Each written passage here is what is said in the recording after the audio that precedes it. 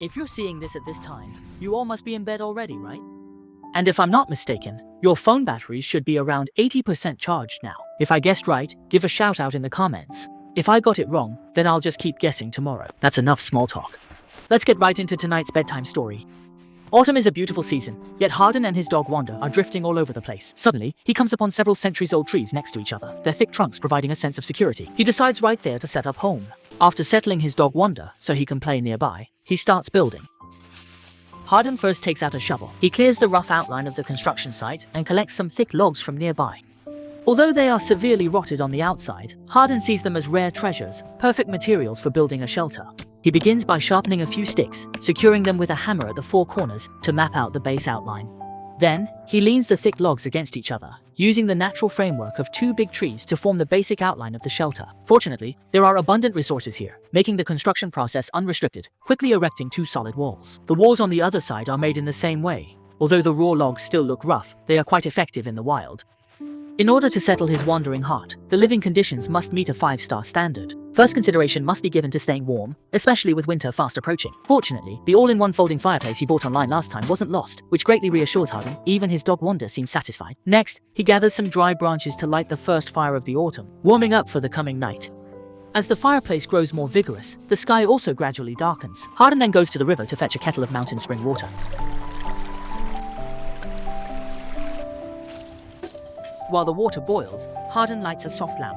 Considering the cold night temperature and the higher risk of seeing frost under the stars, Hardin didn't rest, but continued working, building upwards with planks to completely cover the roof. It maintains a comfortable interior temperature, providing a sense of safety at night. As the second day dawned, a gentle rain began to fall in the jungle. Thankfully, Hardin had set up the roof the previous night, which provided some shelter from the rain. However, as the rain intensified, Hardin simply put on his limited edition mud boots and continued working with his dog. He gathered some dry branches and leaves and scattered them all over the roof to waterproof and insulate it.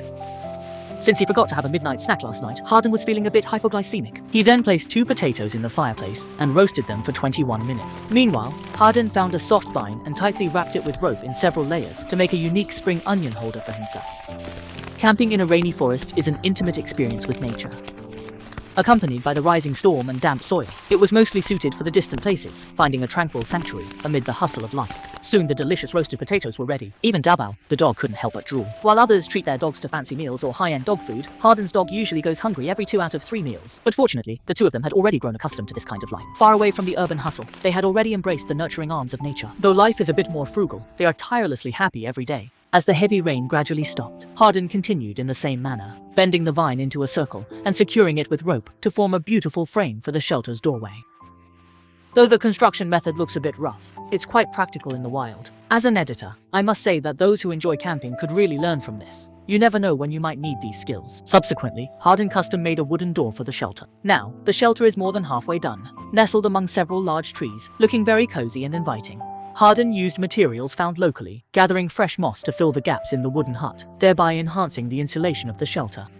Now, looking at it from the front, it really resembles a home. However, to create an overall ambient atmosphere, Hardin crafted 2 porch lights from glass bottles. This instantly elevated the whole house's appeal. At this point, the shelter is ready for grandmother to inspect it at night. Likely, we'll see Hardin again tomorrow. He and Dabao can finally enjoy their own little world, spending the upcoming days in laughter and joy.